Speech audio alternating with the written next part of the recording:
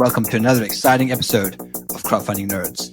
Today, Sean, myself, is opening up the episode. Richard is not here to do his sexy intros. But on this episode, we talk about really productivity, how to make use of your time, setting goals, the importance of taking breaks, how to rest. So there's a lot of good advice in here, and hopefully it will give you a roadmap for your 2024 on how to optimize your time, set goals, and be as productive as possible. Let's get into it. Game begin. Let's go. I used to be a marketer like you until I took an arrow to the knee. Hey everybody, and welcome to another awesome episode of Crowdfunding Nerds. I am your host, Andrew Lowen, and I'm joined by Sean and not Rick this week. Rick is busy with SEO marketing reports, and basically the first week of the month, Rick has no life, and the last week of the month, Rick has no life. And then in the middle, he has a life. He's able to do fun things. But yeah, so it's just Sean and I today. How are you doing, Sean? Sean, not Rick. Not Rick should be my second name. Yeah. Your title, Sean, not Rick. So on this podcast episode, we wanted to get into how to take a break and how to get going again. And this can really apply to many different facets. You know, we recently just finished our kind of the holiday break at the end of the year with Christmas and New Year and everything like that. And in a digital marketing agency, that in between Christmas and New Year's is like the absolute best week ever, because nobody wants anything done during that time. Everyone always is taking a break themselves. They are oftentimes not thinking about business. And so even if we reach out to people, it's really rare, unless some emergency happens that somebody really needs to talk to us. And so I really always try to take that time off, you know, between Christmas and New Year's. It's just known that I'm just going to try not to work a full 8 hours, you know? Yeah, I got surprisingly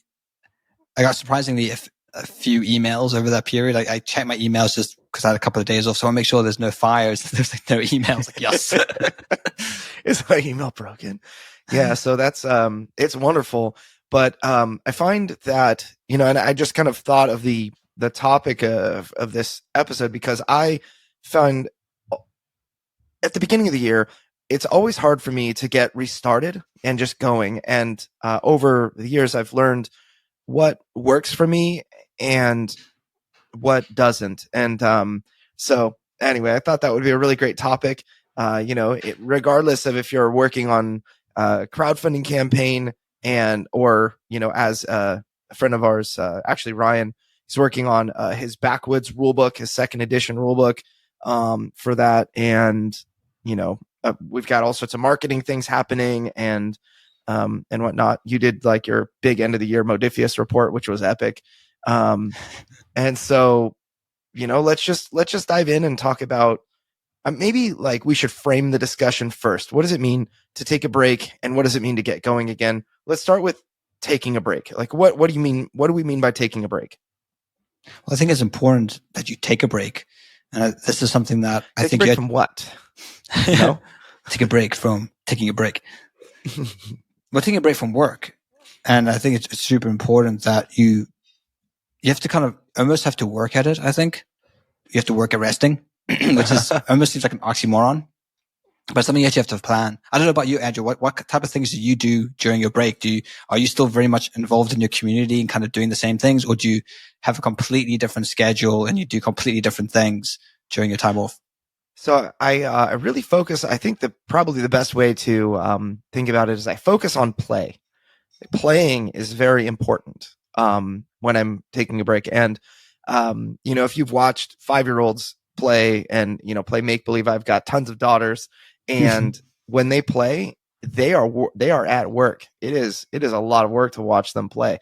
You know, I mean, it's organized. They're really in the moment, and they are working at play. It's really kind of amazing to watch kids do that. And so I really try to do the same thing.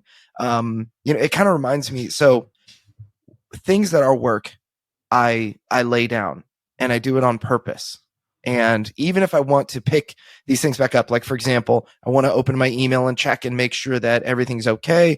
My wife and I have this rule where she gets my phone and I don't get it back, because if I open it, see a notification, I'm gone for 10 minutes fixing something or updating something or answering an email and that kind of thing. And if I just didn't do it that day, I could have done it the next day, So, but instead I decided to interrupt date night, and that never goes well.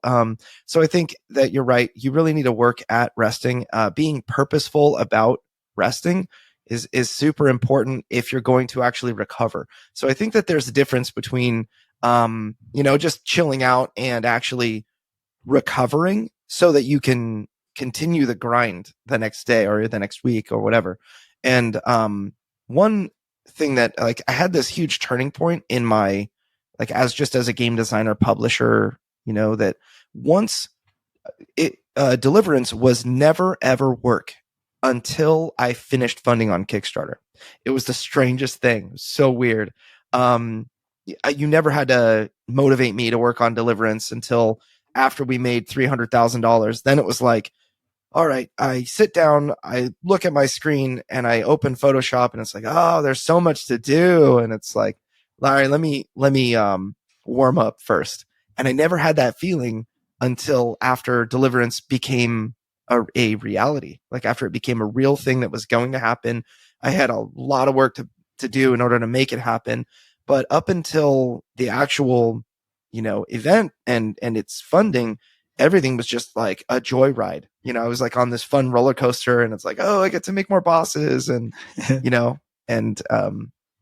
it's like I do a million other things, and it's weird because it transitioned from play to work when it became something I got paid to do. When the slog kicks in, and I think there's a tendency to procrastinate when something is laborious and you don't really have any passion or zeal to do it. As I know, you mentioned this big report I had to do at the end of the year, and I found that it was very easy to get distracted or find an excuse to do something else, because it's a lot of number crunching, it's a lot of work that has to go into getting it up and running. And I think, as you mentioned before about having a pre-plan of no phones during my rest period, so I'm not distracted by it. And I think it's the same when you have something like a slog to do. What I found helpful was saying, okay, I'm going to work until this time. And it was something that was doable, like 40 minutes or so. And then I'm going to have a break and get a cup of tea and have a walk around. And I'm going to sit back down. I'm going to work for another 30 minutes. I kind of found breaking it up into chunks like that was far easier than just kind of sitting. I'm just going to keep on hammering this big rock until it's broken. It's like, no, I'm going to hammer for 40 minutes, take a break, come back, stretch my body, because sitting down for long periods of time, I think it's also good to move your body. But having this podcast will help you, the listener, think about some of these things, like having these pre-plans when doing slogs like grinding or even working. One thing that I've started to do with my wife is that we have a rule to turn off we have no screen time past 10 o'clock. So as soon as it hits 10, all phones, all computers are off. And we usually just read books then. And it really helps us wind down to go to bed on time, because we found that we would both be on our phones, or one of us would be on the laptop, and it keeps you awake. There's a buzz, even with those filters. I know you can get like these like blue light filters that changes to like an orange light, but still it's just like your mind's being stimulated in all the wrong ways just before going to bed. And then it means we're going to bed later, which means it's harder to wake up on time, which then means it just has this like knock-on effect. And your kids are always going to wake up on time, right? And your kids always wake up on time as well. So early, actually. When you go to bed late, it seems like they wake up early. Yeah, or they've like wet the bed or something, and you get disturbed sleep. But having those disciplines and putting them in stone, like, this is our rules, we're following this, and we stick to it, because by following this, we actually optimize our time and we increase our productivity and our output. And it sometimes doesn't feel like that, because sometimes you can be like, I'm really in like work mode now, I really want to continue to work, but you have to sort of force yourself to stop. Or sometimes like, I don't really want to work right now, but you just have to force yourself to work and get things done. Otherwise, it does have these long-term effects. So I think filling out a plan of things that you can do when you're off, and then things that you should do or implement when you're actually trying to work is really helpful. So a question for you then about that 10 p.m. cutoff, is it a hard cutoff, or is it like when it's 9:15, you're like, oh, I guess we can watch one more show because it's about 45 minutes. And then if it's 9:25, you're like, maybe we can do it. Maybe we can. All right. But the show ends at like 10:10. Is that fine? Or do you have like a strict hard cutoff? I should just put like a kill switch on my computer on like the Wi-Fi to turn off. No, we try to hard as much as possible. Sometimes it's a bit. I think yesterday it was like 1:15 because I was doing something. Oh, I'm nearly done. So I kind of did that. But yeah, usually we try to. Well, so far, because we're 4 days into this now with the new year, kind of revisiting it. But we try to be quite disciplined, and it's certainly helped. Certainly helped getting work done, and I'm just not feeling as tired all the time because I'm going to bed at the same time and waking up at the same time, and it means I'm starting at a good time with work wise and getting things done, which is good. That's awesome. Yeah, we do this thing, and I think that's a really, really good idea. I find that in order to unwind, I hang out with my wife. We watch shows and stuff. Like lately, we've been watching Reacher, and which is just kind of, it's fun, but you don't have to be smart to watch it. So it's just like this big giant rhinoceros of a human is going to beat up bad guys and save the day. And then we're watching like NCIS, where I've actually never seen it before, so we just finished the season 2 finale, which really shocked me what happened at the very end of that. I don't know if you guys watch NCIS, but then that was at like midnight when I finished last night. We watched a show, and I have this thing that I do. Yeah, totally. I mean, it's just so easy to do. It just doesn't take much brain power to watch TV. It's just like you just sit there like in the office. I don't want to go over that example. I was going to say the old lady that had to watch Bruno. For those that know, she just had to watch while it happened to her. So because she didn't know how to turn off the TV, you can just let TV happen to you. You don't really need to think. You don't need to even really register everything that's going on. You can miss stuff and it's okay because the show will explain it later, or maybe who you're watching with can explain it later. Or whatever, Well, it's the same like doom scrolling on social media, right? You can kind of just get into like this doom scroll and your brain kind of turns off. And you're just like suddenly you realize that your mouth is hanging open, you're drooling and like you're just scrolling endlessly. So what's happening? Yeah. So it's just really easy to do. I personally also find that like when I quit gaming cold turkey as a video gamer. And that was really difficult to do. And it's now been like 8.5 years since I've done that, which feels weird. But I find that like gaming, especially in like an MMO, was very, very easy to just do the same thing where you didn't really need to think. You would just go grind, like go pick herbs, go, make potions, prepare for raiding, prepare for PvP. Just it's really kind of relaxing in a lot of ways, very cathartic, relaxing experience. But I'm up until PvP server. Yeah, oh yeah, for sure. Because it was never relaxing. My server collecting herbs. Well, I was a rogue. I was a rogue. It's real easy. It's just like, oh, you just try to gank me, vanish. Cloak of Shadows, vanish, sprint away, and now you're dead. You're dead, and you're ganked for the next 30 minutes. Cathartic experience for me. Terrible experience for you. So, well, yeah. The best thing as a hunter is someone would be collecting a herb and you'd fly in, you scatter shot them, and then you collect the herb, but you place the trap down, so the insignia, the scatter shot, then they get trapped in the trap, you get the herb, and then you mount up and fly away. That's awesome. Yeah, it's that's happened to me before. It made me so mad.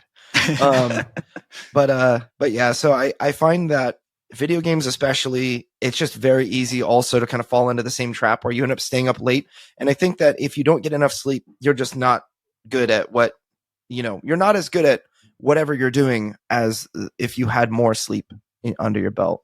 I think another thing is if you're going to sleep at a consistent time and waking up at a consistent time, your body gets into like this routine, into this body clock where it becomes easier. Like just automatically you'll start waking up at the right time. You almost don't even need an alarm. You just kind of like, oh yeah, and you start getting sleepy at the right times. So that's another advantage of being disciplined and consistent with a sleep schedule. Yeah.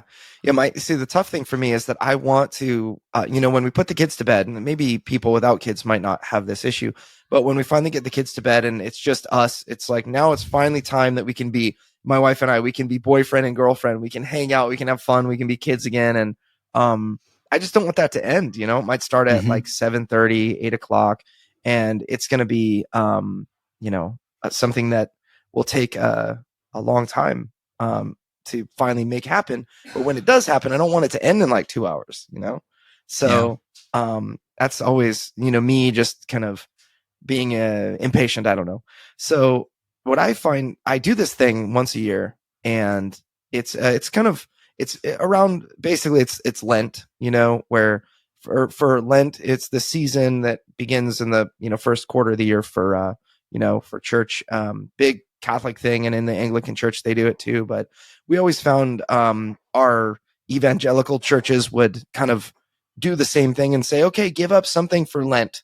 And it's normally, you just give up like, all right, I won't have candy, just hard candy. I'll eat soft candy and cake and everything else, but I won't eat Jolly Ranchers, but, for us, what we do, we always try to give up something so that, we call it a fast, but it's really more like abstaining, an abstention from doing something.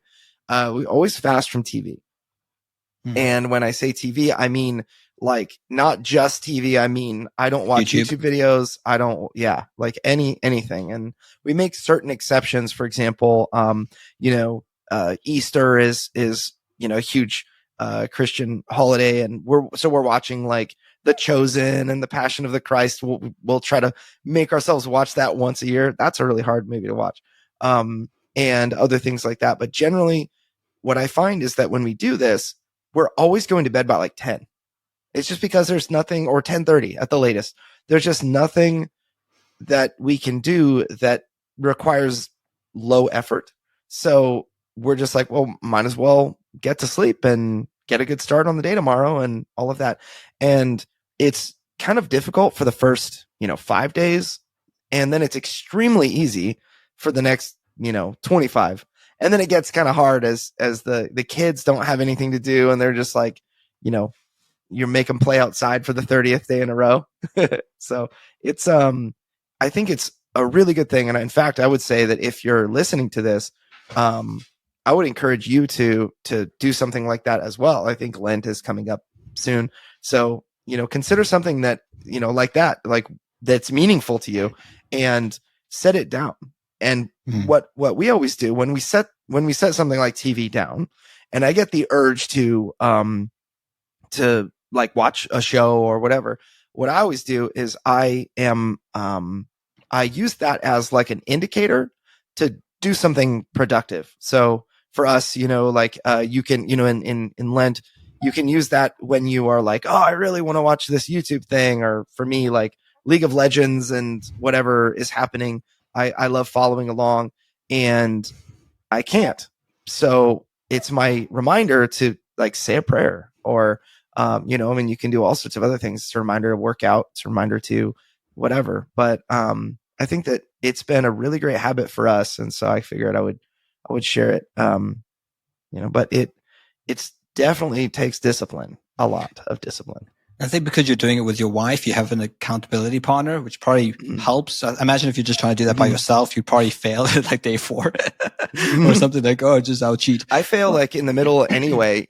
Sometimes I won't even realize it, and I'll be like at a restaurant and like sitting like a drone and like watching a basketball game. Like, I don't even like basketball, just watching basketball game. Like, I just watched LeBron James score 10 points. Like, that's not on my fast. So finding someone who you can partner with, maybe you can do this together. Like, oh, we're gonna, let's try like make a challenge for ourselves. See if we can do this together. I think that certainly will help. So we talked a lot about taking breaks and the need for following schedules, being disciplined, going to bed on time, kind of these basic things, which I don't teach you in school, which you need to learn. Why don't we talk a little bit about how to restart and the processes of once you've had a break, getting back into the game? Yeah. I would say that, to me, restarting. So first of all, I want to say one more thing before we get into restarting. sometimes you're going to have things that you think really, really matter during your break. You're like, oh, I need to do this. Oh, I need to do that. But what you actually need to do is plan better. So you need to find a way to, again, rest on purpose means that you are actively saying, no, I need to like put this down. So one example for me, over Christmas, we have our ads running for Deliverance, and we're spending, we spend on Board Game Geek, you spend up front and then that's it. So it's not like I have to actively manage that daily budget or something, but we were spending on Twitter, Amazon, so Twitter X ads, Amazon ads, Facebook ads. We were spending on, I want to say there was like one or two other platforms. I know we did Gab and To Reddit? No, we didn't do Reddit, but I think it was like Amazon Canada. Anyway, so we were spending a total of about, $300-$400 a day in ads. And this is the time that I decided to take a break.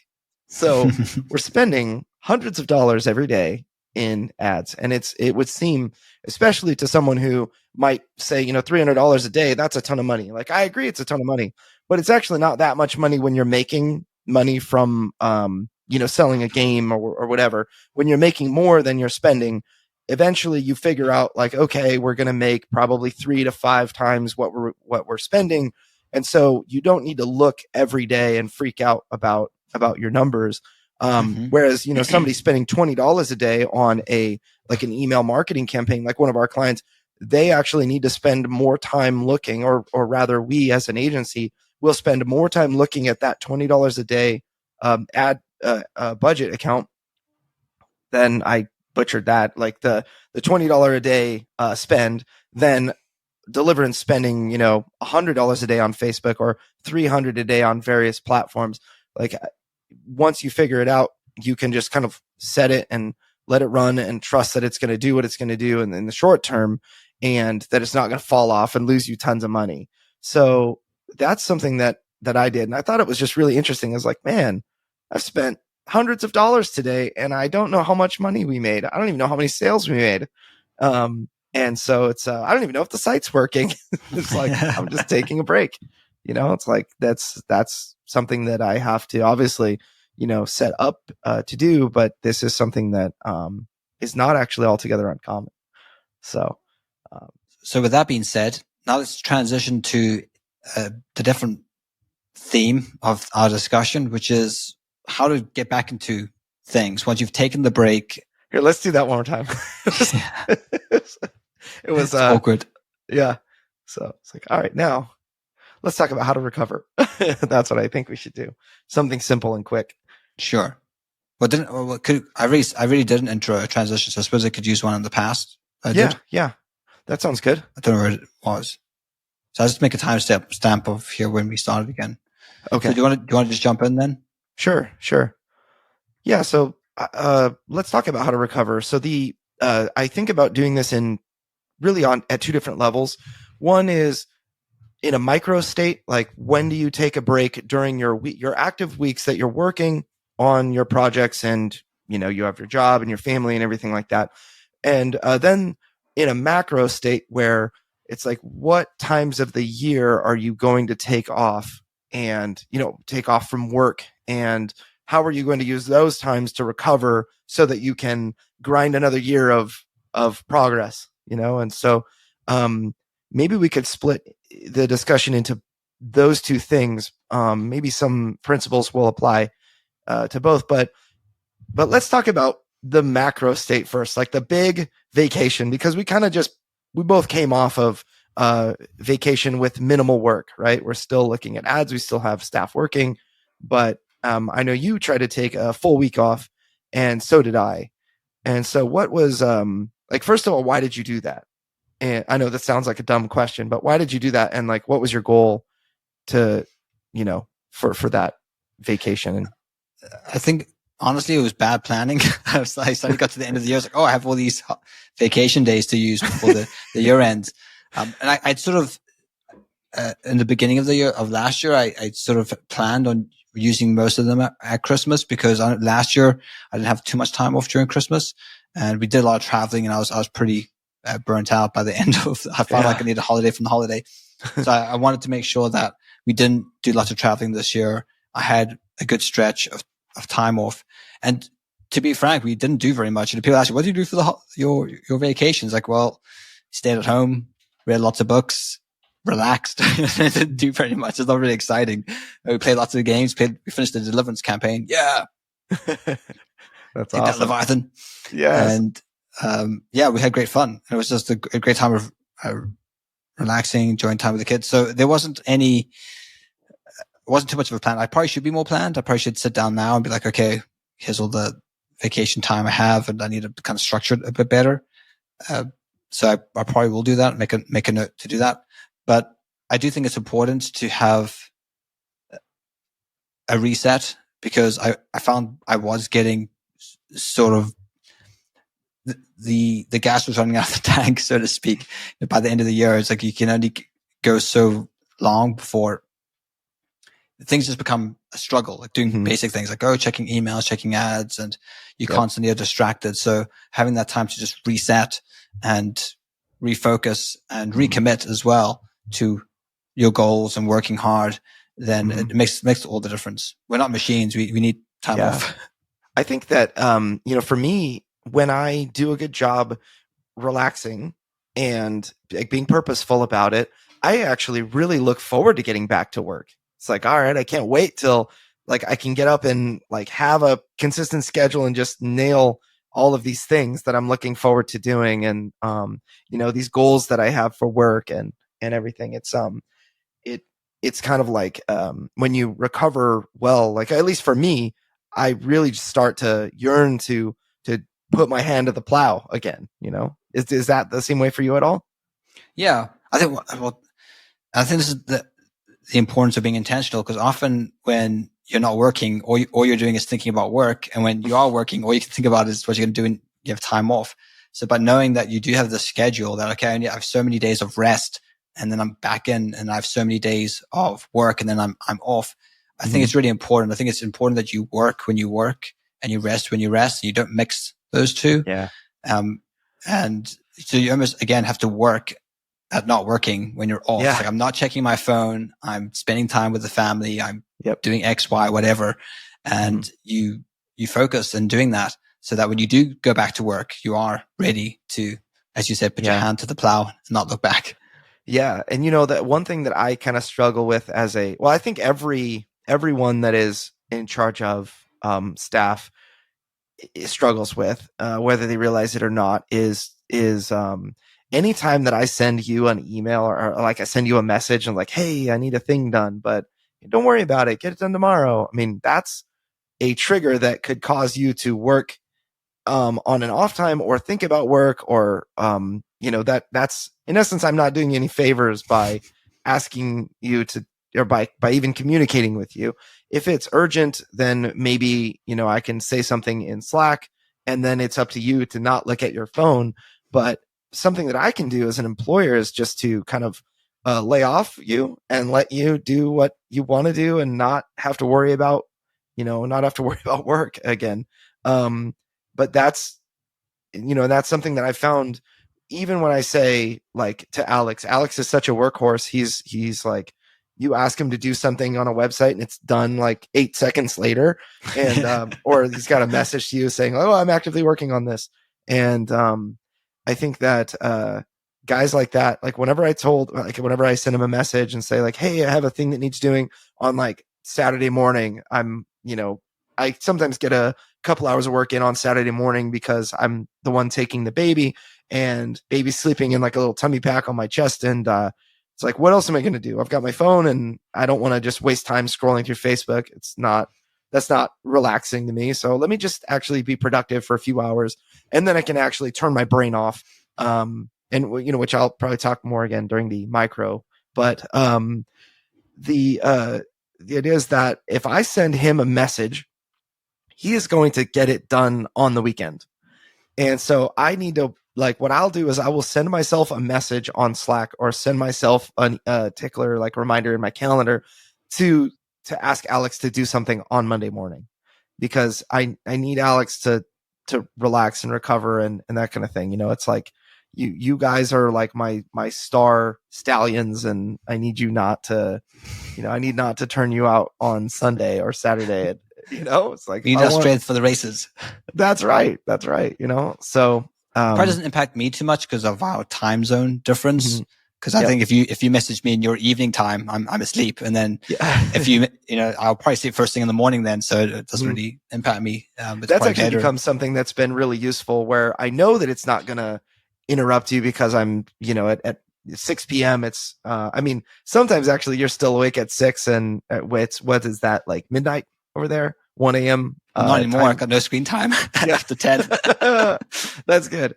Yeah, but I think that that's actually become something that is very useful. You being in the UK and then Ryan being in China, sometimes you can use those time zones to your advantage. But yeah, so let's talk about doing this in a. Oh, okay. Stuff on the macro. So one thing that we do as a family, me and my wife, is we set 6-month goals. So we recently just reset them with the new year. I think this is helpful, and because with goals, you're always working towards something. It kind of gives you purpose to what you're doing and motivates you. It's like, oh, we're doing this for this reason. And we actually start off with like this questionnaire that's quite broad. It's like, what's motivating us currently? Or what do we want to achieve? And we write those down. It can be quite waffly. And then you narrow it down to basically 3 things that you can actually achieve within 6 months. So they have to be achievable, and they have to be clearly defined, and they have to be able to be done within the month. And usually within the 6 months, there's like a 3-month goal. So kind of like a halfway point. Okay, where do we want to be within 3 months? Can we actually reach that? And then the 6-month goal as well. So that's something that we're actively working towards, and something that we've defined. Again, I think having that macro view is going to help define, and then even within that, you start working on ways of achieving that. So if I wanted, for example, work on a hobby, I want to get this big project done on a hobby, but I don't have lots of time to work on it. But if I can commit to spending at least 30 minutes a day on that hobby, and I can just chip away at it each day, well, then I can have it done in 6 months. So that's something that you can start thinking about, start planning, and being disciplined. So that's one thing that we do as a family. I think that's very valuable. I recommend that people also have those short-term goals, and then they review them. So I have a note in my calendar, for example, to review those in 6 months, and we'll see, did we achieve them? Why not? Yeah, we did achieve them, and then we can set new ones, and so on, so forth. That's excellent. I find that what works for me is I don't have. So I have big, hairy, audacious goals. So the with Deliverance, I only want to sell 1 million copies and be a billionaire with Deliverance. That's all. So more realistic. The actual goal that I have this year is to make $1 million from the Kickstarter campaign of the expansion. No idea if that's exactly going to happen, but it's like, aim for the stars, hit the moon. So that's still pretty good. We'll miss and get stuck in the black hole. Yeah, exactly. Don't shoot toward the center of the galaxy. So you'll probably die in space first. So but yeah, so the idea is, for me, is big, hairy, audacious goals.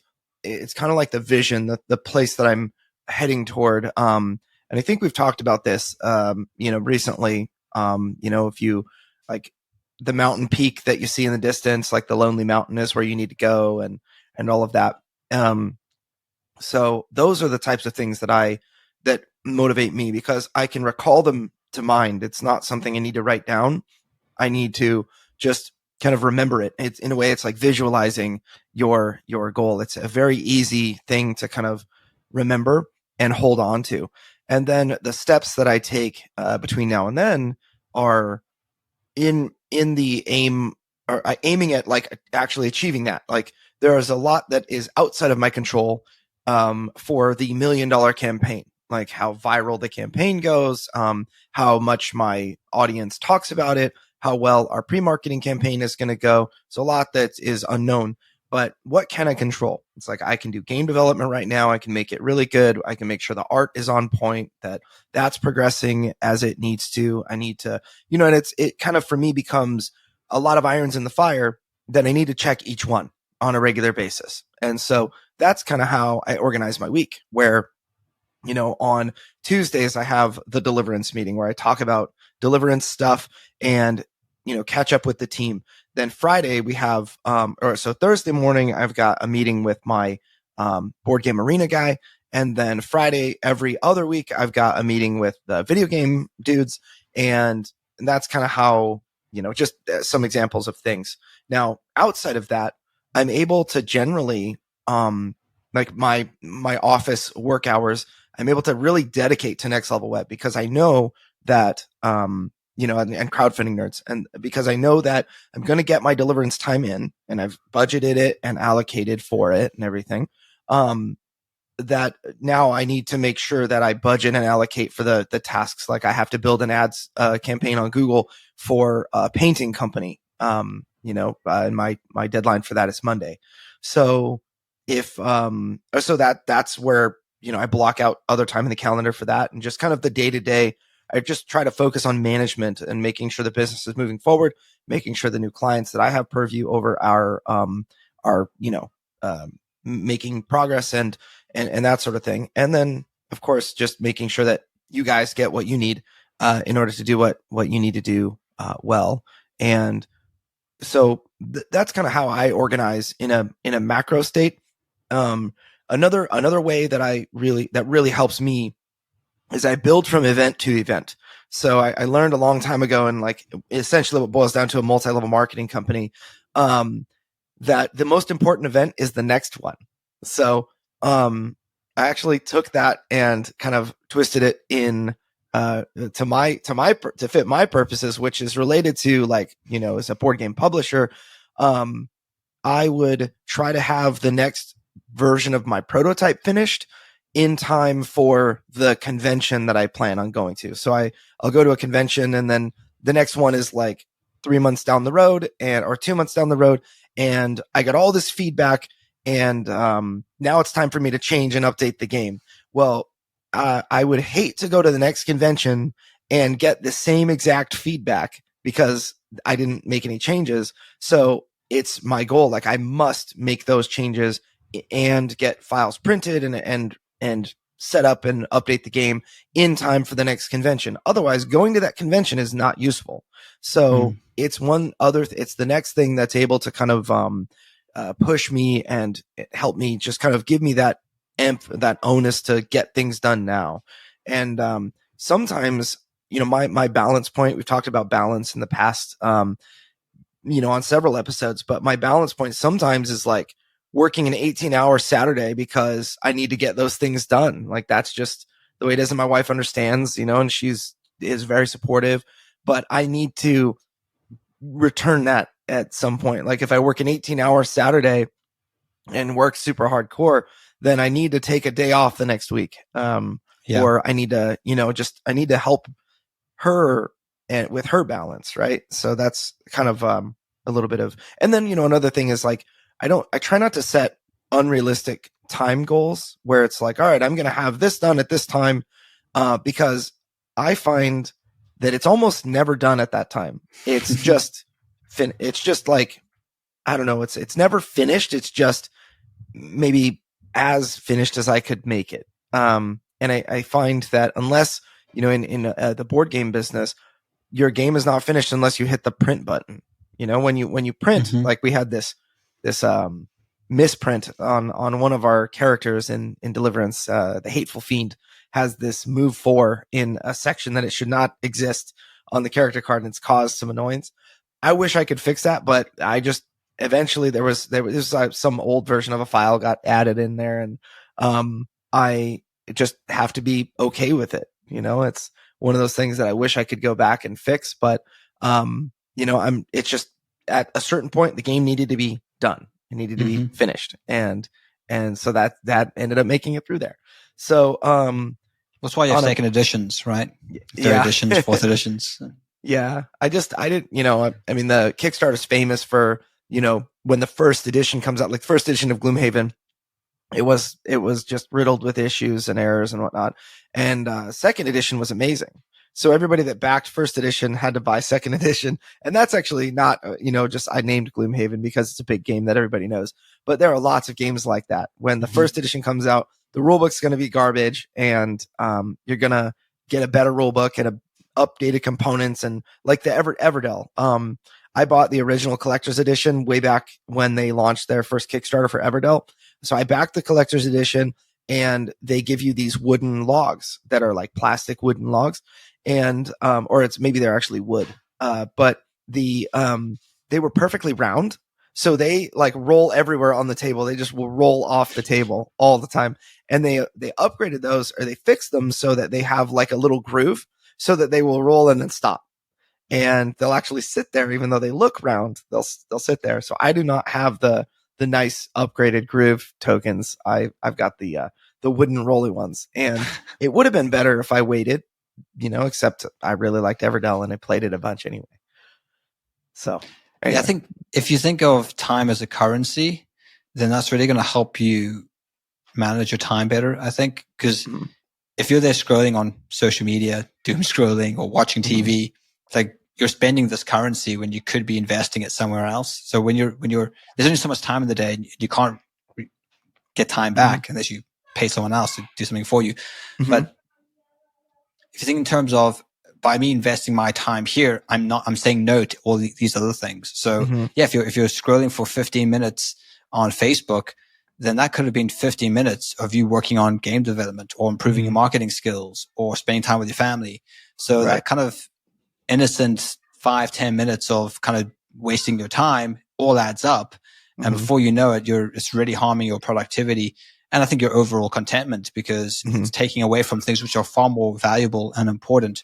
So, I think discipline is a key to all of this. Yeah. Another thing that you brought up in relation to when you invest time into one thing, it means that you can't invest that time into something else. A lot of it is the thought capital.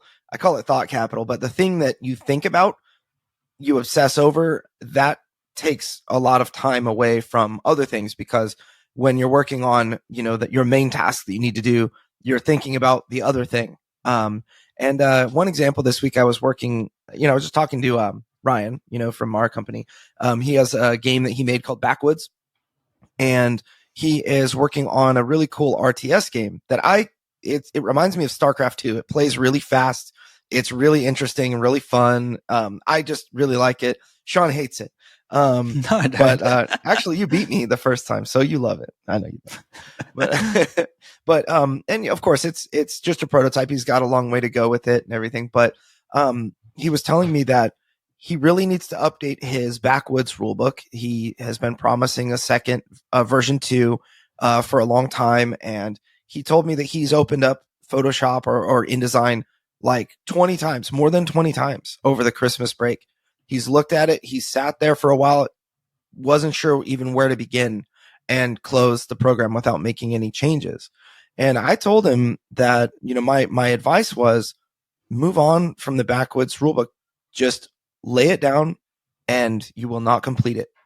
And just fully dedicate yourself to the thing that is ahead, rather than looking back to what is behind and saying, I'm going to, he had a decent Kickstarter campaign for Backwoods, and he has backers and players that would probably appreciate that. But I think that, if you want to make progress, you have to make decisions on what you're going to do and what you're not going to do. And I think that it just makes more sense to work on the project that's in front of you, especially because this is the project that could be the big one, and really cement his name as a game designer and all of that, and make more money and whatnot.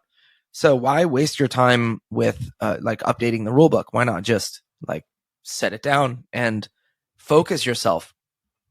So that's, who knows exactly what he'll do, but that was a discussion that we had.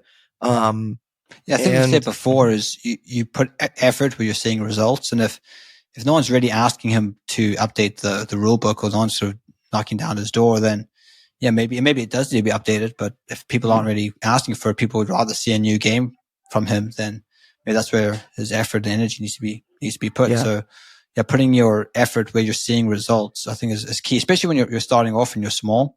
I think when you're bigger and you've got more leg room, you can then start making, so I suppose start taking risks. Like, I don't have to give the audience what they want. I can subvert their expectations or whatever. But no, when you're, I think you're small, you got to give the audience what they want. Yeah. Yeah. I'd also say in that particular case, probably the best thing that a person could do in a situation like that is get someone else's eyes on it and just say, like, what changes would you make? Or maybe even work with an editor at that point to say, we released the first version. This is how it was intended to play. And I actually did the best I could, and I need somebody else to, kind of take it from there.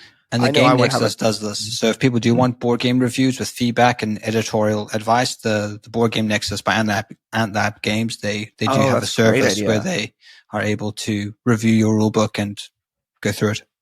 That's excellent. They gave me some great advice for my rulebook. Too bad it was already printed at the time, but shoot, I definitely plan on making some changes in version 2. So let's move into talking about doing this, how to recover, how to work at resting, and get going again in a micro state. So during the week, we need times to recover. We need times that we're, like, for the easiest example is the weekend. You finish work on Friday, you've got your weekend, and then you start work again on Monday. For the majority of people listening to this, it will be something like that. How do you rest on Saturday and Sunday, and how do you get going again on Monday? What is your process like? Well, I try to be quite disciplined throughout the week so that I don't have to work, because I say I have to work so many hours a week to fulfill my obligations. And if I don't get those hours done, it then carries over into Saturday. So it really depends on how disciplined I am through the week that it's going to impact my Saturday. So do I have Saturday off, or am I working an hour on Saturday, 3 hours, or 8 hours on Saturday?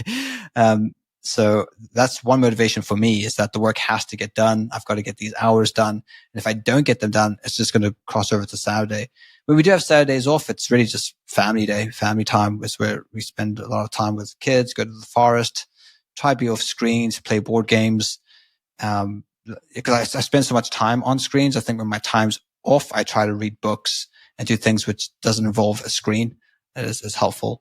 And having young kids, they have a lot of energy and they want to be entertained constantly. So it gives me opportunity to be dad and spend time with them.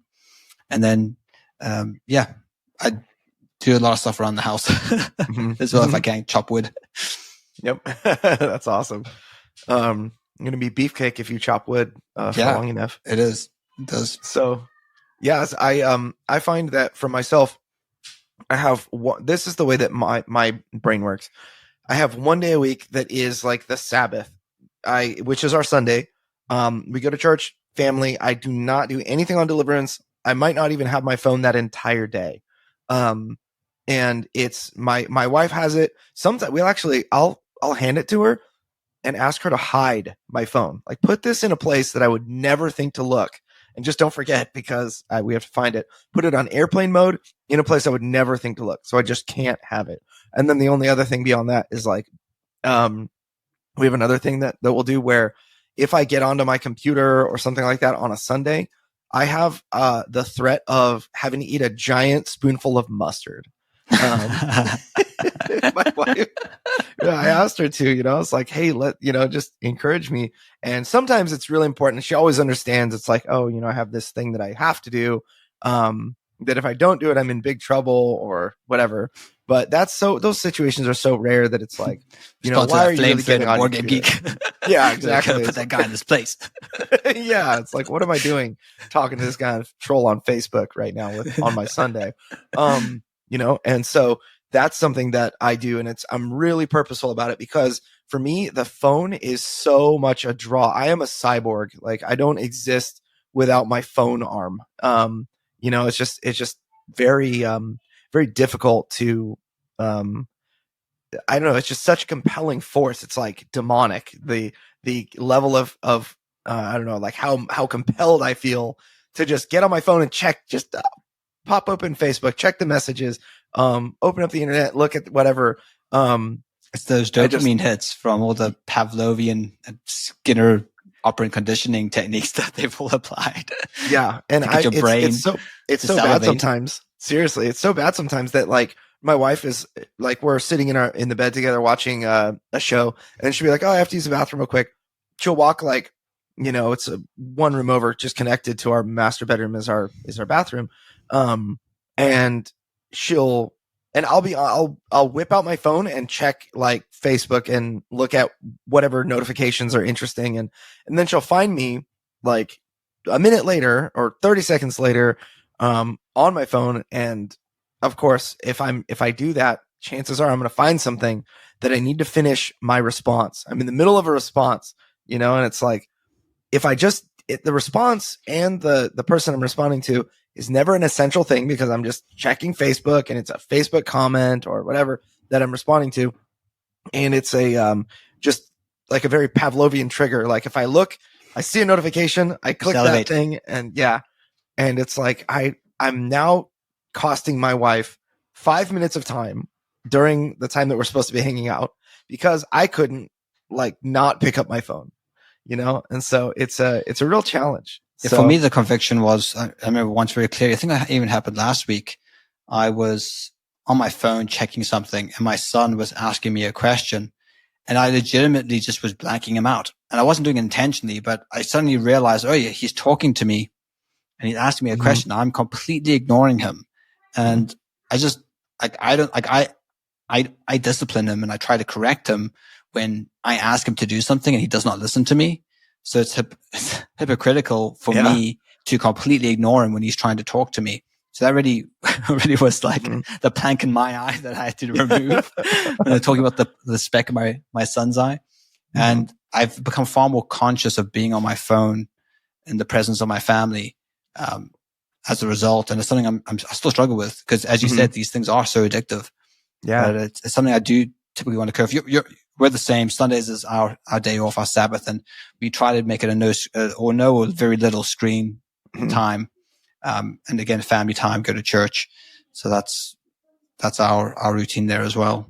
Yeah. Yeah. And, I think that for me, knowing that I'm able to, so like if I look at my notifications on Facebook on Sunday night, they'll be there Monday morning. Like, what am I doing? Wasting the time on Sunday when I could just compartmentalize a little bit better. Instead of opening it on Sunday, I could have opened it on Monday and it would all be there. It'd take me actually less time altogether because I always go through my notifications on Monday morning, for deliverance communities. And then I look at my email and that kind of thing. All of that will be there when you get back. There's nothing that is so time sensitive and urgent that you will look at on Facebook. Where if you see it on Sunday night, it was a win.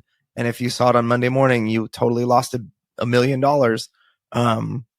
There's nothing like that. And those scenarios are so rare that you just should, put tech down. So I think that, maybe getting like how to, get started again. Monday morning, I always have my ritual. The Mondays are the day that I get started slower than every other day. So, it just works out for me. So first thing I do is I get up, usually by 8 a.m. I'm up. I have, my 8-week-old baby strapped to a little tummy pack and he always falls asleep in it for like 2.5 hours. And so I use that time, like 2.5 hours of time on Monday morning to like watch the League of Legends video that I wanted to watch, to check Facebook and fiddle around in my communities. I'll look at messages on Discord. I'll look at, comments and things like that, and look at Board Game Geek. And I will, generally I'll maybe say hi in the morning. Look if there's any like urgent messages from you guys, like from staff, at Next Level Web. But generally I really don't get to work until like 11. And I work from 11 to 5, and that's like a shorter day. And I had fun, and I kind of fiddled around, and I feel like an irresponsible business owner, and it's something I've just become okay with. Like, this is my ritual. This is how I start. And then when I've kind of got that out of my system, I'm like in. So I've got, Tuesday early, I've got my, again, every day got that baby in the tummy pack. So I'm always on my AirPods, talking in a meeting in the morning and, always doing something like that, being productive. And, next week, every Wednesday I have a business meeting for, as like a part of like Next Level Web and Crowdfunding Nerds, like in a networking group. And all of that restarts next week. So it's been a really, really great piece that it's at the very beginning of the week. That is a day that I kind of ease into work rather than just jumping on it like, all right, emails and that kind of thing, because I kind of can't. I've got this little baby on me anyway. But in addition to that, I've got all these kids that are asking for breakfast and whatever. I have to make sure that they get fed and stuff, like a good dad. But yeah, and then just it's so much easier when I just let myself off the hook for being productive Monday morning. Because there's so many things pulling at me. Mm-hmm. And when my wife comes down and is able to take the baby and she's the master of the house and the kids, I'm able to go into my office and just kind of get to work, and so that's been really helpful for me. I will tell you a bit of a hack that I've discovered. I think it was your advice is to change your environment when working. I found that really helped. And my kids are homeschooled. So if I move to the lounge, they're just walking about in the background. And I find that if I'm working and, Facebook ads up or spreadsheets up, that it looks boring. They're not looking at it. But as soon as a video pops up, because sometimes I would go on Facebook for legitimate reasons because they're for clients, but sometimes like you find you're doom scrolling and suddenly my son or my daughter will just come up and start looking with me. And like, it's a good reminder. Like, I shouldn't be doing this. I can turn it off. So that's a little hack I've discovered, is that they're just kind of like magnets to anything that's like stimulating. So it's good to, as a little reminder to turn those things off. But one thing I do in terms of my Mondays and Tuesdays, quite similar to you, I do not take any meetings on Mondays or Tuesdays, which means I have more time to work on it. And my Monday's always nuts because I always get a stream of emails that come in over the weekend. I don't check ads on Sunday. So it's a priority for me to check them on Monday. So I've got all the ad accounts to look over. And so, they're pretty busy. So I can't take meetings. So that's one way I could have alleviate myself a little bit. The only time I'll ever take meetings on Monday, if it's a client who urgently needs to meet before launching on Tuesday on Kickstarter, which is also good because it means I never have meetings on those days. So I can accommodate that when it does pop up. But that's one way, that one thing I do to kind of get into the week is I just don't take any meetings, which means my Wednesdays are nuts with meetings because everyone who wants to book a meeting with me books it on Wednesday. So usually Wednesday's pretty much all meetings. Yeah. I find for me, whenever I have the Calendly link that I send out to people to, for them to book a time that works for them, I will block hours that I really don't want to have meetings. And one of those is Friday. I try not to take meetings on Friday because I'm always, so my wife will ask me like, she'll ask me, when will you be done? And I'll say 10 minutes. The next thing she asks are 10 real minutes or 10 Andrew minutes. I always tell her real minutes, and she is so much smarter than me. She knows minutes. They're Andrew minutes. Yeah. And 45 minutes later, I finish, and so I kind of recognize that I will always work late on Friday because certain things need doing before the end of the week. And it's either that, hey, I talk to my wife and I'm like, hey, I need this thing done. It needs to be wrapped up. That thing done needs to be wrapped up. And we'll talk and maybe even organize like, this last week it was kind of a weird week. The last day of every month, I always write a Deliverance Kickstarter update. And this one fell on a Sunday.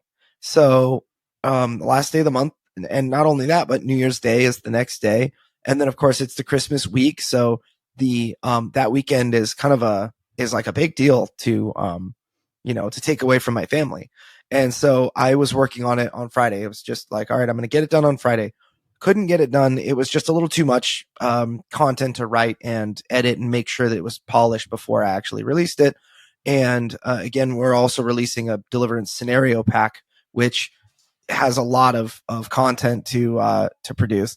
And I have to polish that up, and release it in this update to the majority of our Kickstarter backers.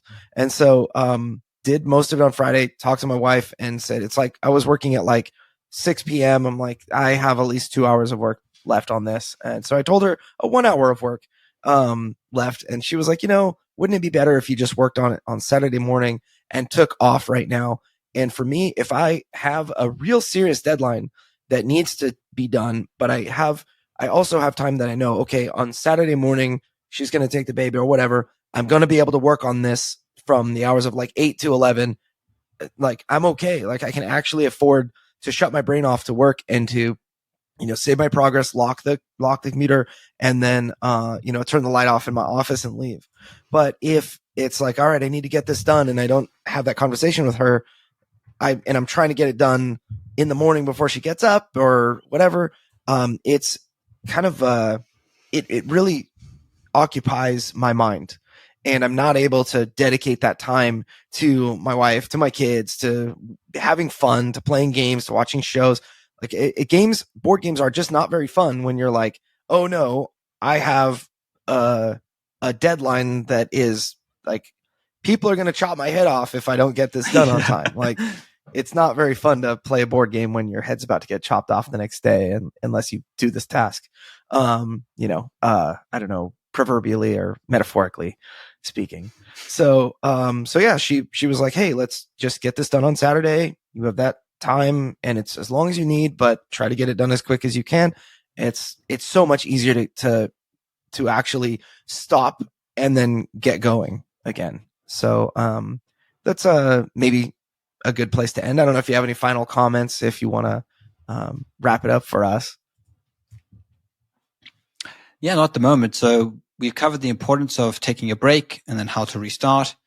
We talked about how to work at resting, following a schedule, being disciplined, setting goals, and thinking about how you're using your time and how best to set up structure so you can be as productive as possible. Hope you found something here interesting. Make sure to check out crowdfundingnerds.com for more episodes, other articles we've written, and check out our Facebook community. If you have any questions, you can meet other marketers there and game developers. It's a great place to network and to ask questions on a host of topics. So until next time, stay nerdy. Happy 2024. Happy 2024. Well, that's all the time we have for this week's episode of Crowdfunding Nerds. For more resources, articles, and to listen to past podcasts, please visit us at crowdfundingnerds.com. And if you have a crowdfunding question, we also have a page on our site where you can send a message directly to us. Please visit crowdfundingnerds.com/question. And if your question is a great question, we may include it in a future podcast. Thank you all again for listening to this week's episode, and we'll see you next week. Stay nerdy.